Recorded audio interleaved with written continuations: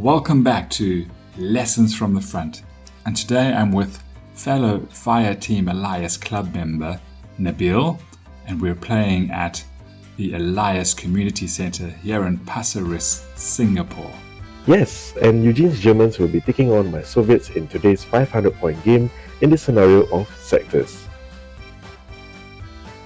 My platoon consisted of an 81mm medium mortar, a flamethrower team, veteran, a veteran sniper team, a veteran second lieutenant, and then 3 grenadier squads, starting on the top left, a regular 6-man rifle team. The NCO had an SMG, then 2 veteran grenadier squads. One had an LMG and his loader with 3 assault rifles, and the other had an LMG with his loader, 1 assault rifle, 2 riflemen, including one that was carrying a Panzerfaust.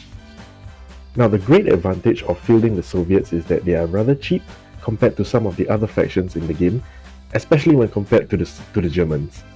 For this game, I brought along 2 regular LMG squads with 2 LMGs each to provide some firepower to my platoon. I fielded a regular SMG squad as well, hoping to do some close-in work with them there against the Germans, and the free inexperienced rifle squad as well, where I changed one of the riflemen with a flag bearer to keep things thematic with the Soviets. I'm a big fan of using vehicles in bolt action games, and for this 500-point list game, I had to bring along my BA-10 with its light AT gun and 2 machine guns. I was hoping for it to be an absolute beast in this skirmish. Now, the great advantage with this vehicle is that it is actually armoured all around, so it does not actually suffer from the open tops rule that a lot of the other lighter vehicles in this game suffers. Now, our 2 forces will be battling it out in a quaint little village somewhere along the eastern front. The map is divided into 4 main areas, divided by a crossroads in the middle. There's some high ground along with some bombed out buildings along the main road. There were also some other pieces of terrain as well, such as a wheat field and some tall bushes which obstructed line of sight for most of our forces. And we agreed that the hedges, although you could shoot through it if you were up against it, could not be passed through by any units on the table, and the buildings were the only hard cover available to us. As Nabil mentioned earlier, the scenario we're playing is number 12 on page 148, called Sectors. It has preparatory bombardment, and the objectives are simply to seize as many of the 4 table quarters as possible and to inflict damage on the enemy.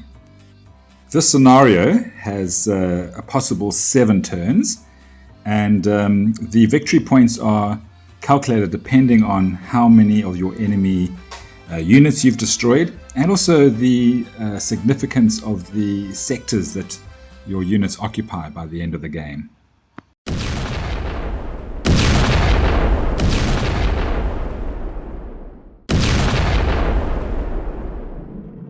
A cacophony of thunderous blasts from artillery fire rained their murderous chorus of hell down from both sides of the front, obliterating the peaceful village of Veliki on the outskirts of Odessa.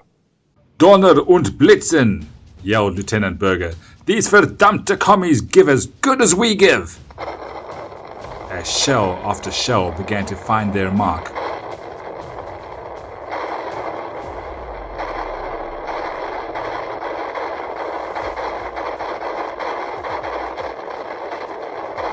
It was the Germans who had been shaken the most, pinned in the little cover that they could find.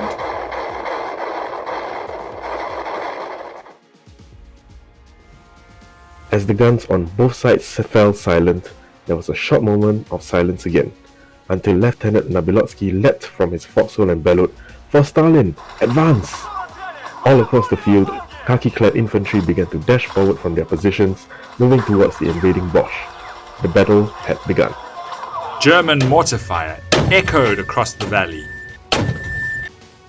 Their expert spotter had skillfully called their fire in with horrifying accuracy, and the Soviet squad, under their hammer blow, hurled themselves back into their foxholes, in the woods from which their comrades had just emerged. Unfortunately for this inexperienced squad, the accuracy of the 81mm shells proved too much and had them running back towards the safety of their lines. First blood to the Germans.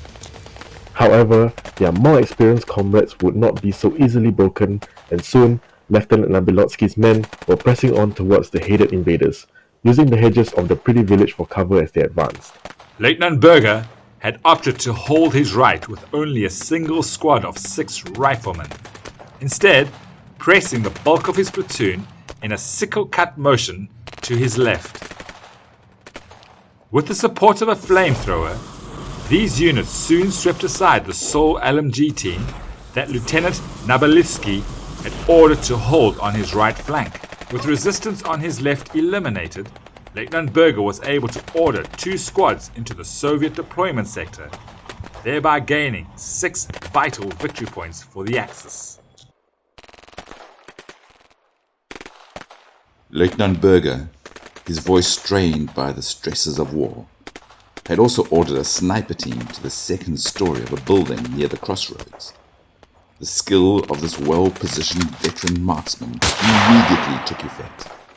Soviet teams to the sniper's front ran for cover as Lieutenant Nabilotsky was forced to order the BA-10 armored car forward in an attempt to deal with this menace. In spite of the BA-10 firing HE and machine gun fire into the window, the crack shot remained unharmed, and his presence continued to play on the minds of the Soviet squads. Needing to find a way to wrestle the initiative back from the Germans, Lieutenant Nabilotsky ordered his remaining 2 squads forward against the 6th Rifle team that was holding the German right. Although inexperienced, the Soviet squad of 12 riflemen initially made good headway, with their Mosin guns whittling down the German defenders in the Blue House. Fortunately for Lieutenant Berger's cause, the morale of this squad defending on his right flank held firm. Down to just 2 men, the pair of defenders bravely stood their ground and helped claim another victory point. With the battle beginning to slip away from his grasp, Lieutenant Nabilotsky heroically dashed across the crossroads, suffering minor wounds from the sniper as he ducked and weaved his way towards the objective. But it was tragically too late, and with a vicious blast from his own Sturmgewehr 44, Lieutenant Berger ruthlessly gunned his brave counterpart down. As the battle drew to an end, the BA-10 that had dominated the center of the action for most of the battle was faced with a desperate decision.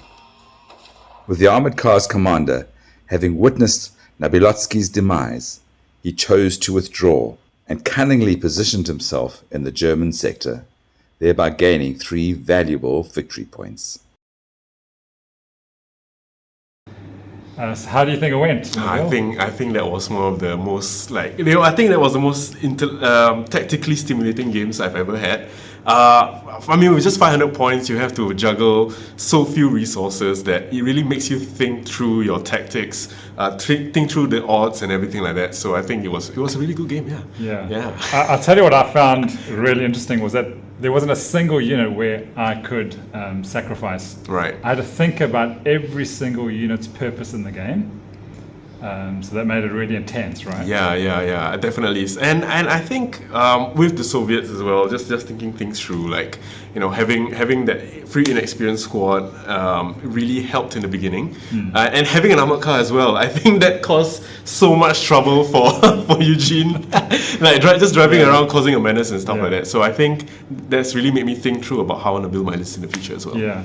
I think with having a crossroad, your armored car, because it was so mobile, right?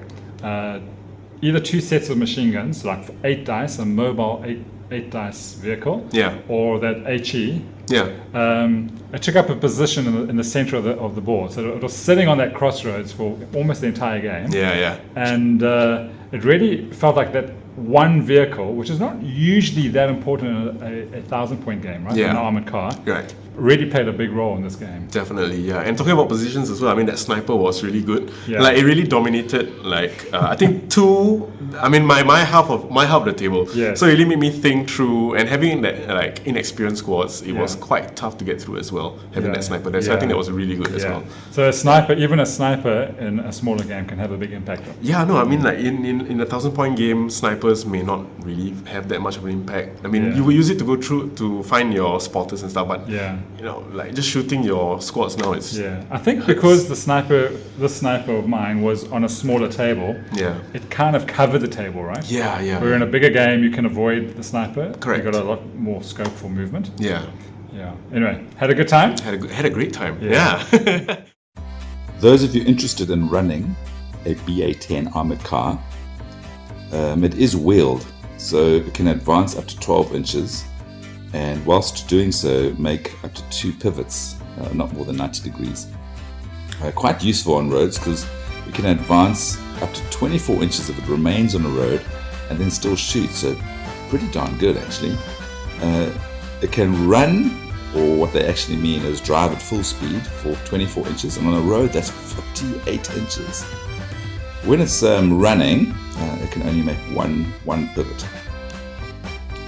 It does have the recce rule, which you can find on page 118 and 119, which means it can reverse at basically at a full advance, not at half speed, like most vehicles have to do. And also it can maneuver as if driving forward when reversing. So that's also another very handy rule to have. And because it's recce, it can make an attempt to escape when being shot at, provided that it hasn't already used its order dice. It is fairly well equipped, doesn't have a powerful AT gun. It only has a penetration of 4+, but if you can get round behind the enemy, then it's not too bad.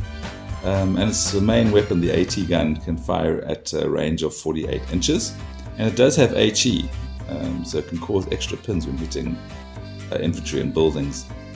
It does have a coaxial LMG, which uses 4 dice at 36 inches of range.